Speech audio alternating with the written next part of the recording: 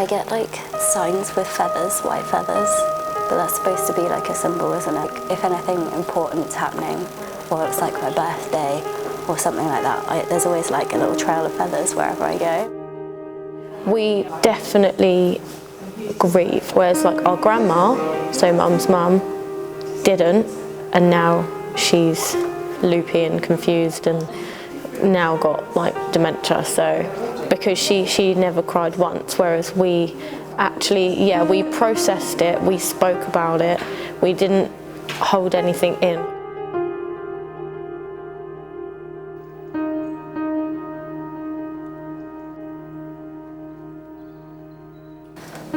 Here we go, here's me looking like an alien. Oh dear.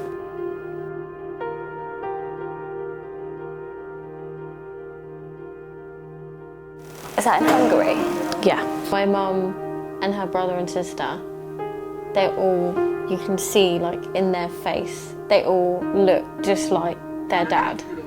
Like they have like, they call it like the Hungarian nose. There's Grandad. Hang on. This is my favourite bit here. When she walks down these steps, it's like Mamma Mia.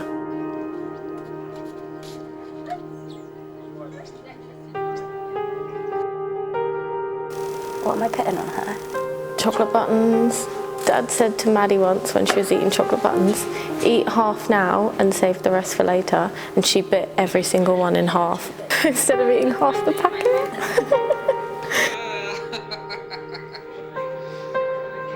She was like happy and crazy like any normal person, I guess, as well as. And like always fun to be around, and like we always had like big family gatherings, and yeah, she kind of was like the life and soul of the party.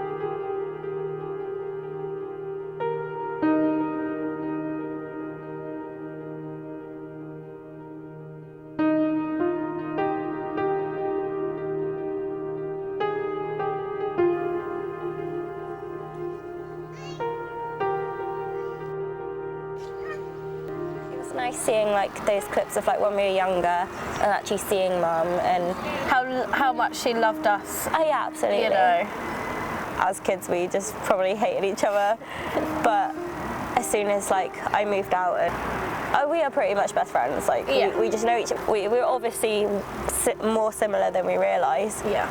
Especially as we've got older. But it's, you know, it's really nice to have that, and I don't think no one can ever replace that. But you know, every time I meet someone now, like my friends and stuff, yeah. I'm like, oh, you'd love my sister, like you'd love her, you'd get on so well, like she's hilarious, and you are funny, you're so funny. This is what I say to my sister all the time.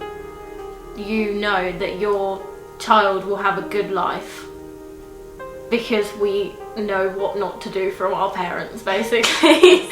So, yeah. You have to learn from the experiences. Like we had a nice, like 2-bedroom, it was like a house that had been split into like 4 like big flats.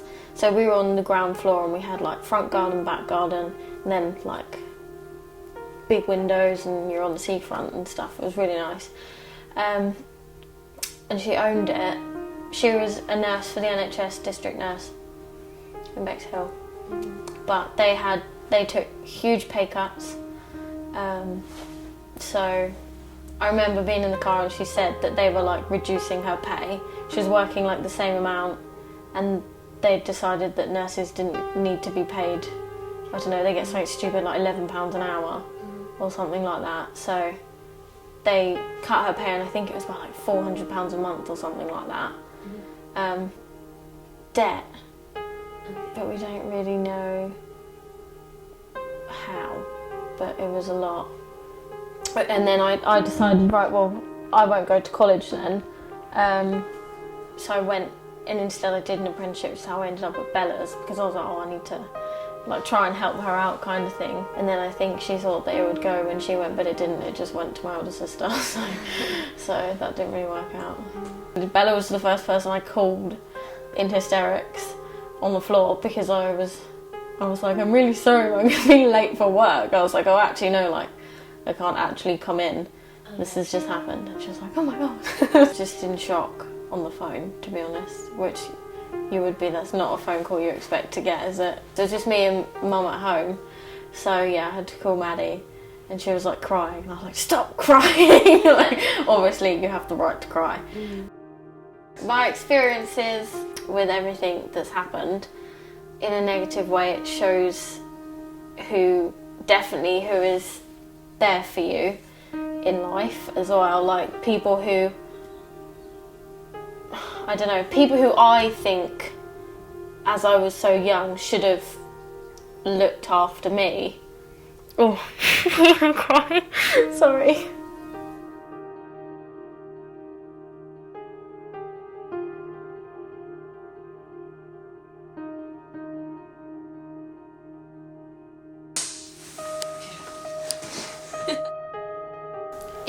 If you overcome it, it's hard, you know, like, it's really hard, but once you do, you're like a stronger person, you're independent, you don't feel like, it's nice to have people, but you know that you don't need anyone because you've done, you know, you've come through this. Not, I wasn't by myself, but most of it mentally you can only like heal by yourself, if that makes sense.